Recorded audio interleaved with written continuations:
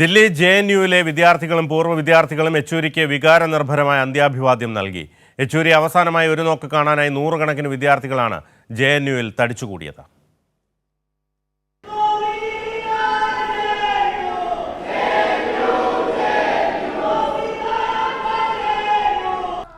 ഇത് ഞങ്ങളുടെ JNU, യെച്ചൂരിയുടെ JNU. ഈ മുദ്രാവാക്യം മുഴക്കിയാണ് ജെഎൻയുവിലെ വിദ്യാർത്ഥികൾ യെച്ചൂരിക്ക് അന്ത്യാഞ്ജലി അർപ്പിച്ചത്. സീതാറാം യെച്ചൂരി എന്ന നേതാവിനെ സൃഷ്ടിച്ചത് ഈ കലാലയമായിരുന്നു. പ്രകാശ് കാരാട്ട് വിദ്യാർത്ഥി യൂണിയൻ പ്രസിഡന്റ് സ്ഥാനത്തേക്ക് മത്സരിക്കവേ കാരാട്ടിന് വേണ്ടിയായിരുന്നു യെച്ചൂരിയുടെ ജെഎൻയുവിലെ ആദ്യ പ്രസംഗം. തന്റെ പ്രിയ സഖാവിനും ആത്മമിത്രത്തിനും അന്ത്യാഞ്ജലി അർപ്പിക്കാൻ കാരാട്ട് ജെഎൻയുവിലെത്തി. CPIM PB അംഗം MA ബേബി, ജെഎൻയുവിലെ പൂർവ്വ വിദ്യാർത്ഥിയും രാജ്യസഭാംഗവുമായ ജോൺ ബ്രിട്ടാസ്, AA റഹീം, കനയ്യകുമാർ തുടങ്ങിയവർ യെച്ചൂരിക്ക് അന്ത്യാഞ്ജലി അർപ്പിച്ചു. ജെഎൻയുവിൽ പഠിച്ചിറങ്ങിയ ഒരുപാട് പ്രഗത്ഭരുണ്ട്, പക്ഷെ അവരെ ഒന്നും ജെഎൻയു ഇതുപോലെ ആദരിച്ചിട്ടില്ല.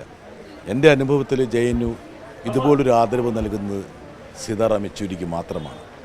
യഥാർത്ഥത്തിൽ ഈ ക്യാമ്പസാണ് സീതാറാം യെച്ചൂരി എന്ന ഒരു രാഷ്ട്രീയ നേതാവിന്, ഒരു പൊതുപ്രവർത്തകനെ രാജ്യത്ത് സമ്മാനിച്ചത്.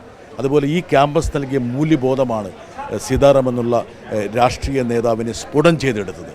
സ്വാഭാവികമായിട്ടും അദ്ദേഹത്തിൻ്റെ അവസാന യാത്ര ഈ ക്യാമ്പസിലേക്ക് വരുമ്പോൾ ഈ ക്യാമ്പസ് തന്നെ യഥാർത്ഥത്തിൽ ധന്യമാകുകയാണെന്നാണ് ഞാൻ വിശ്വസിക്കുന്നത്. ജെഎൻയുവിൻ്റെ ചരിത്രമെഴുതുന്ന ഒരാൾക്ക് യെച്ചൂരി എന്ന പേര് മാറ്റി നിർത്തി കടന്നു പോകാനാവില്ല. അത്രമേൽ യെച്ചൂരിക്ക് ഈ മണ്ണുമായി, ഈ ക്യാമ്പസുമായി ബന്ധമുണ്ട്.